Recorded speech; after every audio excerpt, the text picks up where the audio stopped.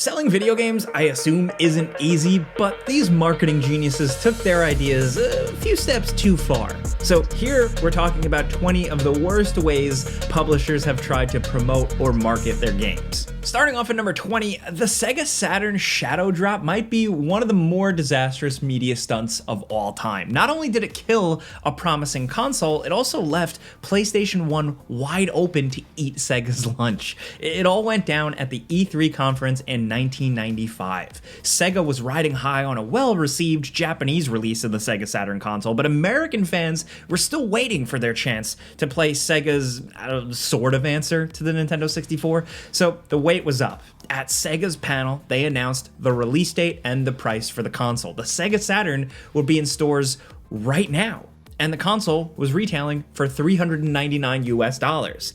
All sounds great, right? Well, the only problem was that stores weren't prepared for the announcement. Consoles were extremely limited and many shipments hadn't yet reached storefronts. On top of that, E3 panels weren't being streamed in 1995, so even spreading news of its release wasn't exactly easy. The entire launch was such a mess, Sega permanently lost ground to the newcomer, Sony's PlayStation console. And Sony easily won that day. After hearing the price of the Sega Saturn, the president of Sony's American branch gave a one-word speech. $299. That's all he said, and that sealed the fate of the Sega Saturn, a console that a lot of us didn't even know existed for quite some time. I was lucky enough to eventually know a friend that ended up having one, but not everyone got that lucky. Sometimes attempts at promoting games don't work out as intended. Sometimes they backfire so spectacularly like this, they destroy entire companies.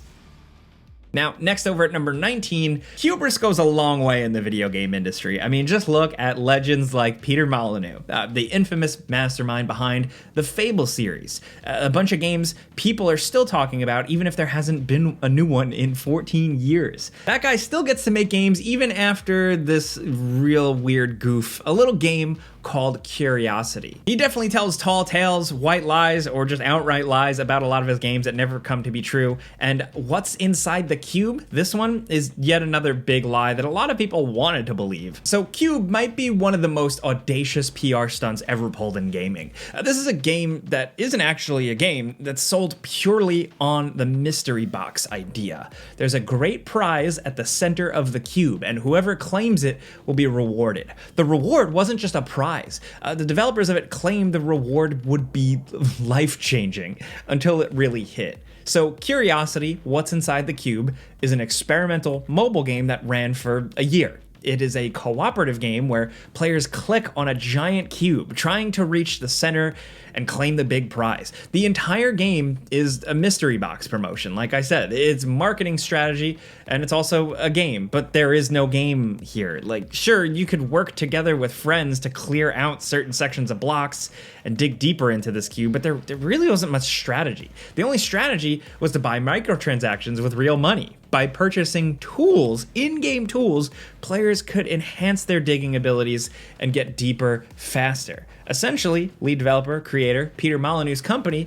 was making money off of nothing, really. It felt like a big piss take. They were getting rich off of a cookie clicker game thanks to the promise of life-changing rewards. Now, after an initial burst of excitement eventually settled into months of slow progress for the few players that stuck around, in 2013, a winner was announced. A Brian Henderson of Scotland took home the prize. And that's when the real problem started. The winner would become God of Gods for the developer's next mobile game, Goddess, which meant basically nothing. The developers didn't contact him for like 18 months, apparently. Peter Molyneux gave excuses, and the 1% revenue reward promised to Mr. Henderson was apparently never paid out. No prize given. You might call this whole thing a total scam or incompetence or whatever. Either way, it's strange. Next over at number 18, all these promotional stunts are just way too safe so far. We want one that puts people in danger. Somehow, the open world cyber thriller Watch Dogs shut down a city block, not with the power of hacking, but with the power of sending anonymous ticking packages to media outlets. Now, the Masters of Deception down in Ubisoft's Australia branch sent a puzzle safe to the Sydney offices of online publication 9MSN. The box was a harmless little game with a note including included to check the recipient's voicemail before opening the box. Of course, there weren't any identifying features on the safe, just a mildly threatening note and a beeping noise when the editor didn't follow the instructions. So instead of a fun surprise, the bomb squad was called in to rip the strange container open. And then, of course, when the police opened it, it just contained a copy of Watch Dogs. Here's the thing, 9MSN, or 9.com.au as it's called now, is not even a video game publication. It covers general news and stuff like that, no video games. Why did Ubisoft try to pull a viral marketing stunt on a website that wouldn't even really typically cover their game? I guess the stunt worked here. They were looking for a different type of news coverage. They got it when the entire building was evacuated. Great job, guys. Next, over at number 17, I know we're going to be saying this a lot, but it's another example of like, what were they thinking? So for this one, in 2006, an ad for the PSP appeared in the Netherlands, marketing the new white color variant for Sony's PSP handheld console. So the original was black, so the ad wanted to contrast that with this fancy, fresh new white model. Out with the old, in with the new, right? Well, whatever ad agency was responsible for this may need another set of eyes. So here's the big ad on screen here. PlayStation Portable White is coming. What is this? Is it racist? Is it weird? Is it confusing? I don't know. You can label it a bunch of things, but it really tells me nothing about the PSP, and it certainly doesn't make me want to buy one. It's not intriguing. Sony has a history of just like weird, terrible, bizarre. Remember the PS3 ads? Those bizarre ads with the crying babies? I don't know, man. Sony goes crazy with their marketing, and you know, points for the creativity, but sometimes you get weird stuff like this. Next, over at number 16, Resident Evil just can't stop spreading viral infections, even if this viral outbreak isn't quite what we expected. So for the launch of the underrated online co-op spin-off Resident Evil Outbreak back in the day, Capcom's European branch cooked up a ridiculous marketing method where players could earn prizes by sending spam messages to friends. So these messages alerted friends and family that they were infected with the T-virus. That's, of course, the in-game virus that turns people into zombies. But when your phone is being threatened with a virus from strangers, it can cause a different kind of fear. So the website encouraged signing strangers up and distributing phone numbers, something I can't imagine would fly today under really any circumstance. For every friend that replied to your virus alert, you'd earn a point towards prizes like a free PS2, a shirt, themed accessories, other junk. The goofy promotion hardly made a dent in Resident Evil Outbreak's public perception at the time. It was mostly just because nobody had the internet adapter for the PS2. Now over at number 15, before becoming a dad, Kratos loved sacrifices. In the original 3 God of War games on PlayStation, Kratos lived the gimmick. You know, he slept with who he wanted, he ate who he wanted, killed whatever he wanted. He didn't sacrifice like animals to the Greek god, he sacrificed entire villages, people, murderers. Like, he was just a crazy guy. Nothing could stop him. But just because we love digital carnage on the PS2 doesn't mean we want to see actual dead, smelly animals at press events, and that's where Sony made a mistake here. Somehow, a press event with a real dead goat and topless woman actually happened. So the launch party in Greece became international news when the UK's Daily Mail wrote a sensationalist story about the strange promotional event. While many of the details in the original article are lies, there are some truths that representatives from Sony all but admitted to. Yes, there were topless women, whatever, but yes, there was a dead goat. Pictures of the event prove that this stuff is true. And you just ask, why? God of War was over the top, but by God of War 2, they pulled back on some of the cheese. I don't know, this weird dead goat party didn't really quite fit the game's style, and Sony immediately apologized for ever approving something like this. Everyone loves a good party, but please don't drag around dead goat corpses to ruin the mood, man. Next, over at number 14, remember Homefront? A lot of people builded a Call of Duty clone back in the day. It was a little bit more than that, but they had to do something to spark interest in this game for GDC attendees back in 2011. So publisher THQ decided the best way to do that was by releasing hundreds of red balloons into the San Francisco skyline, where they promptly settled into the bay. The balloons might have been biodegradable, sure, but the pointless, weird littering still rubbed some locals the wrong way. Now, representatives from the California Department of Fish and Game suggested prosecution for laws broken might be in order. Brick-and-mortar retailer GameStop had to issue their own statement as THQ labeled the balloons with GameStop's name for some reason. They were like, whoa, whoa, whoa, that's not us. Now, THQ later promised to send crews to clean up the balloons stuck in the bay. All for a totally pointless, not that impressive really, event that just didn't do much for the game. Homefront released to middling reviews and was quickly forgotten for some before they released a worse sequel that killed the series in 2016. Those red balloons definitely signaled some kind of apocalypse, just not for us, for this game.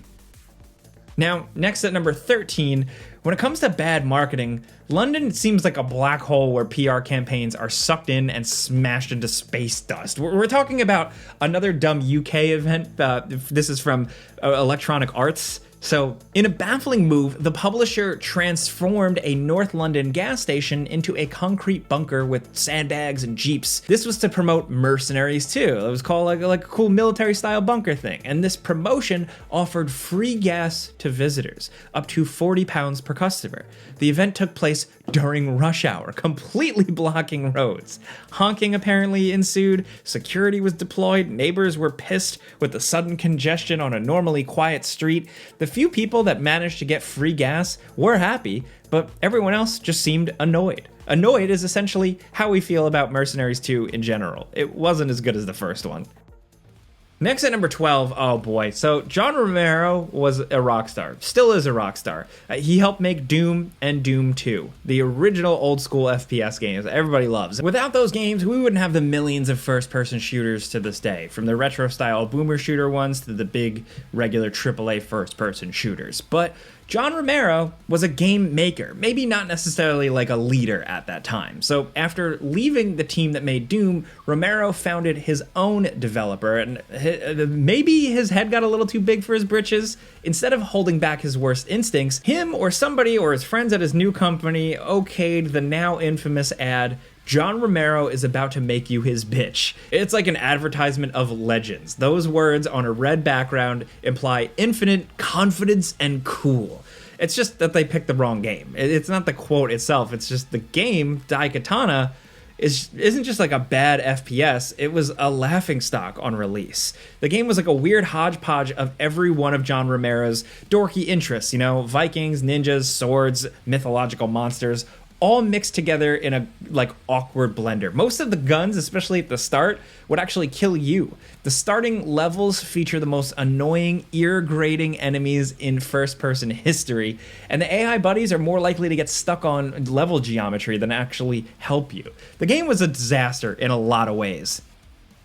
Next at number 11, Kickstarter is still a viable path to publishing for indie games and other cool small projects that might not get funding elsewhere, but even the biggest funding goals didn't always give us the best products. We all know about Mighty Number 9 and that whole debacle, but we're going to talk about a very different product. Of course, it's the Ouya.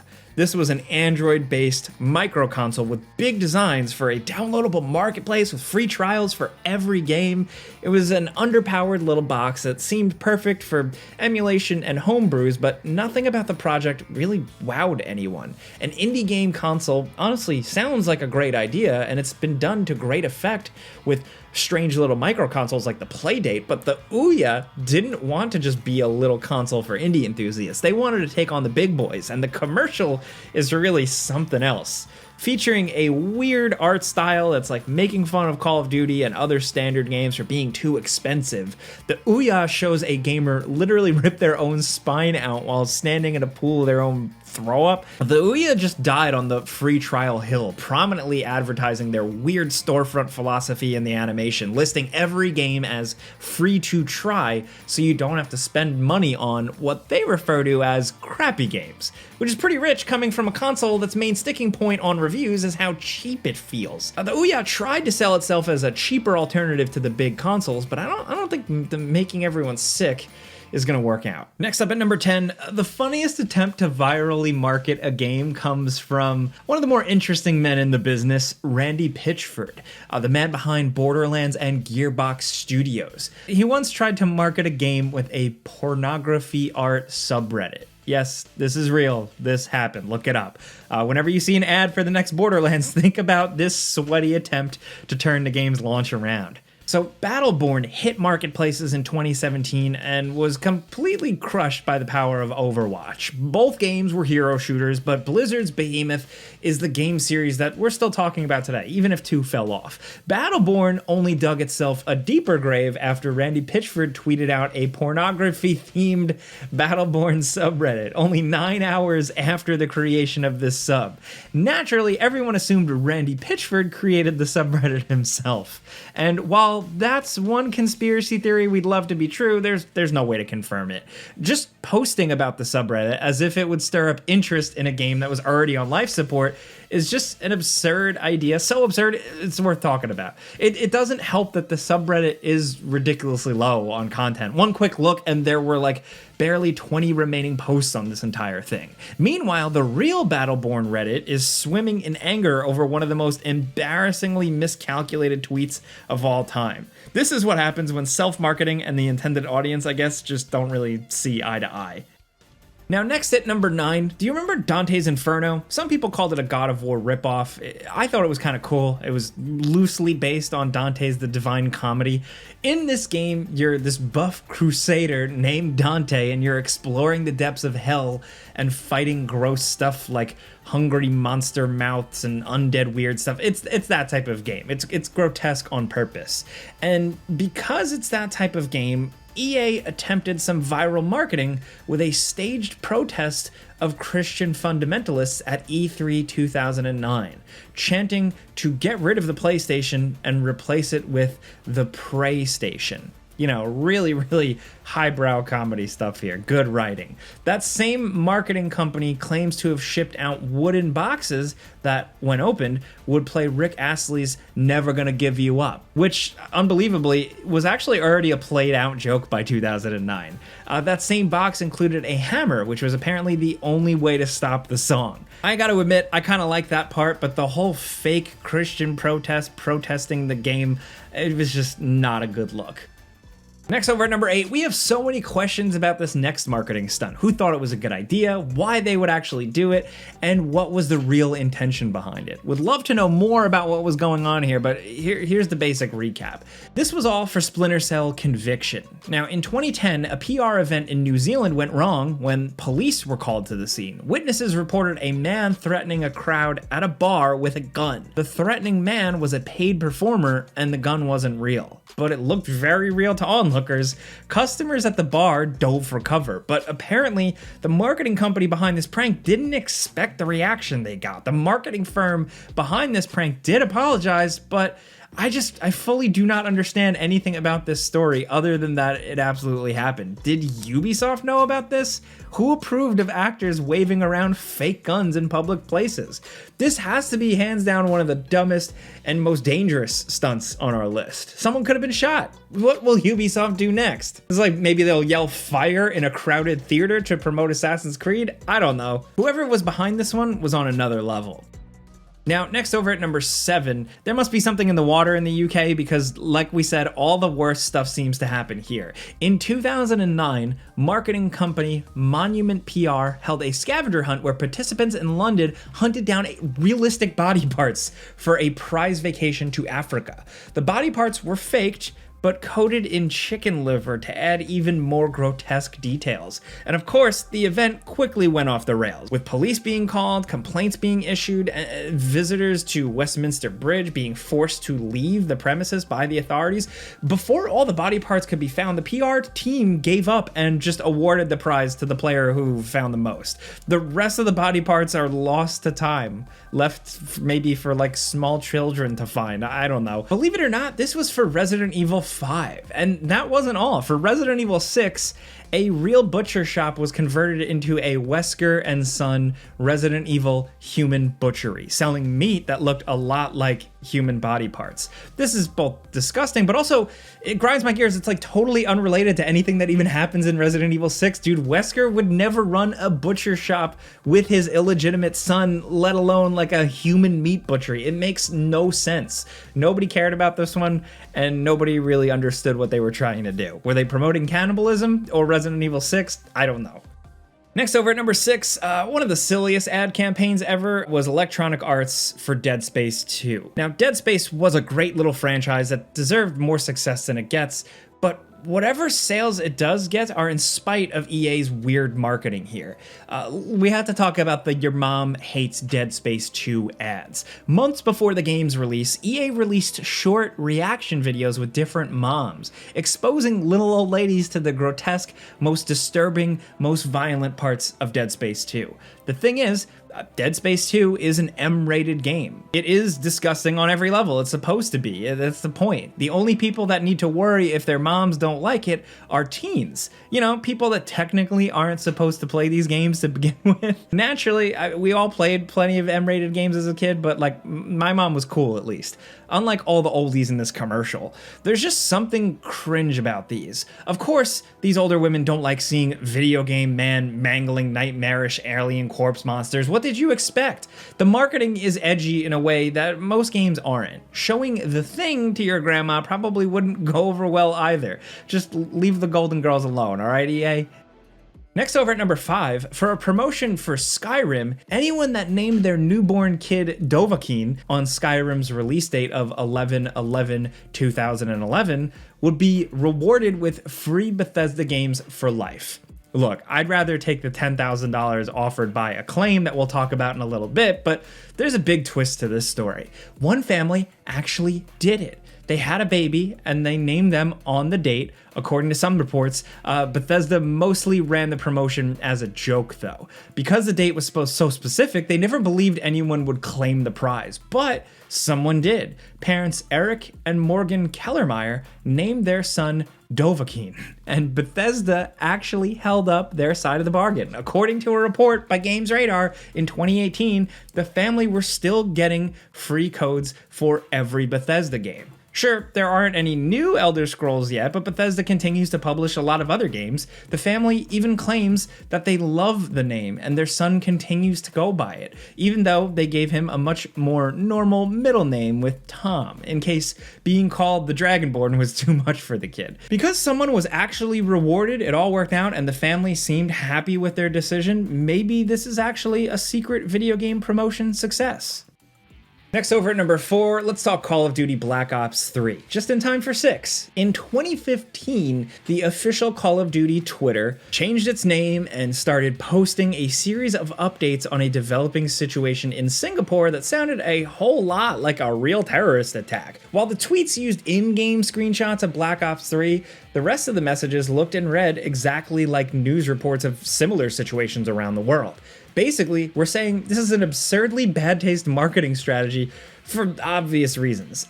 We've seen real news agencies using video game footage as a stand-in for actual combat before, so even the suspiciously named current events aggregate Twitter wouldn't look that strange. In an era of like fake news and misinformation, there's no reason to make up stories for a game that barely had a story at all. Black Ops 3 was never gonna fail anyway. It didn't need any of this weird marketing to sell a game that everyone was gonna buy anyway. They were really playing with fire with this one.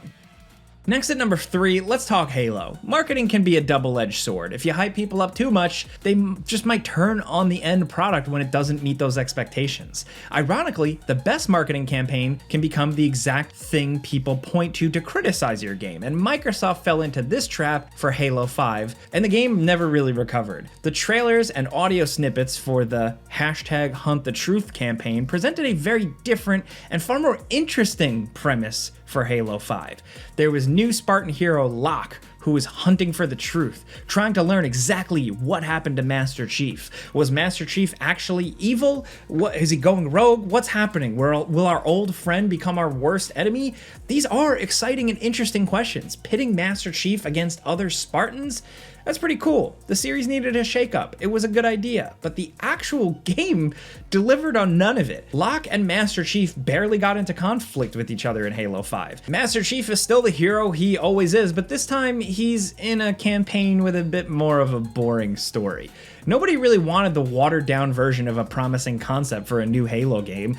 They literally fought in the beginning of the game and then decided to work together. Like, there was nothing to it. Even today, the community is confused by this marketing. Like, was the story originally meant to be very different? What was the point of the videos if the actual game answers none of these questions? We don't know, and Halo 5, that story is so dull that we won't bother finding out. And now, down at number 2, one of the more recent examples of a launch gone bad, Battlefield 2042 followed the simplest strategy in the world for marketing a video game, letting people play it early. While we absolutely love demos and early access does wonders for indie games and looking for community engagement before a full release, Battlefield 2042 gave a bad first impression that never really wore off, even after years of fixes. Normally, giving your rapid player base a chance to play a sliver of your game only fires them up even more. It's the perfect promotion. No gimmicks or dumb ads. Let the game speak for itself. Too bad the game was Battlefield 2042 here. It was pretty reviled on launch. The open beta and early access period for Battlefield 2042 were chaotic periods where bugs ruled. Player animations didn't work, long-standing features like scorecards weren't even in the game, and vehicles could be summoned everywhere, like even rooftops. It was a mess. One of the most absurd distillations of everything wrong with Battlefield 2042 at launch was players discovering they could call down vehicles onto building rooftops and hold skyscraper control points easily. Like, it kind of broke the game. We even drove up the sides of skyscrapers with our hovercraft. Physics were meaningless. Battlefield 2042 tried to do something new, but the overworked developers at DICE just seemingly didn't have time. Maybe development during the height of the COVID pandemic didn't help. We can still find giant lists of problems shared in online communities for fans of this game. While the finished game wasn't a lot better, this is one time where like early access and open betas did no favors for the actual game release. The stink never washed off from this promotion thing they did. The game is in a much better shape now in 2024, but that's really the end of it. Now finally, down at number 1, let's talk about one of my favorites. The marketing madmen at Acclaim Entertainment were on something, man. In the late 90s and early 2000s, Acclaim was the publisher for like a bunch of silly games on PS2 and Xbox. They were making big bank on actually good series like Turok and Burnout, but they needed to earn more money on a sea of like endless weird games. While sliding down a long slope towards bankruptcy, Acclaim pulled out all the stops to sell their games, and we're going to talk about a bunch of those mistakes here. Most famously, Acclaim ran a promotion to name your baby Turok, to promote Turok Evolution in exchange for $10,000 in the UK. No children were actually harmed in this stunt, as all the parents claiming to have named their kids Turok were actually actors, according to an investigation run by VG 24/7. In fact, all of Acclaim's wild ideas were nothing more than smoke and mirrors nonsense. Case in point, the Burnout 2 thing. So another UK promotion here, Acclaim offered to pay off any speeding tickets earned by overeager buyers of Burnout 2 for exactly 1 day, like around launch. Naturally, this announcement did not go over well with the UK government. The plan was for drivers to pay off their own tickets, then Acclaim would reimburse the cost of the ticket, which never happened, as the promotion was quickly cancelled after the marketers at Acclaim were accused of promoting reckless driving, which really can't be argued against, but I'd love to hear from at least one person that got their driving ticket paid off. And another wild one, Acclaim wanted people to advertise Shadow Man 2 on their headstones, offering to pay funeral expenses and claiming that the poor would benefit from this weird arrangement. The brain trust at Acclaim dubbed this new form of promotion deadvertising, which isn't the first buzzword they threw around. Another totally ridiculous advertising scheme had Acclaim inventing posters that sprayed blood or oozed it or something. Bloodvertising is what they were going to call it, but it never really happened. And with all that stuff, Acclaim slowly fell further into bankruptcy, finally selling off in a yard sale in 2004. If you were born in the last 20 years, you might not even know what Acclaim really was, but the memory of their totally silly antics still lingers in the collective memory of video game history. Wherever there are weird, trashy games and marketing moments, Acclaim's presence is really felt. But that covers 20 completely insane, weird, misguided, and confusing attempts at promoting video games. Game companies are so much better at marketing their games these days. I mean, you'll never see a company releasing weird balloons in the San Francisco Bay, but we'll always have big mistakes, whether they're terrible trailers or baffling early access demos. Still, there are worse out there. There are more dangerously stupid video game promotions we didn't list here, so let us know any you've heard or seen about in the comments below. If you like this video, clicking the like button helps us out. We appreciate that. You know we're here every single day, so thanks for watching, and we'll see you in the next one.